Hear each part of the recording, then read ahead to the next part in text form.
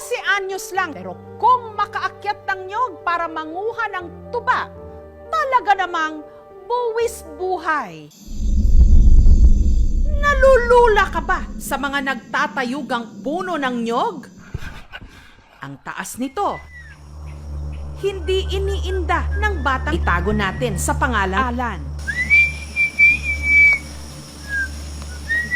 Pasipol-sipol pa nga siya, pampatanggal kaba.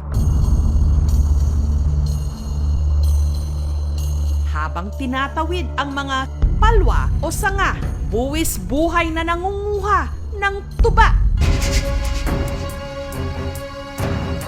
Kailangang maging matapang ni Alan. Siya na kasi ang tumatayong padre de pamilya sa kanyang mga kapatid at ina, kahit 12 anyos pa lang siya. Si Alan, ang pinakabatang magtutuba sa Bais City sa Negros Oriental.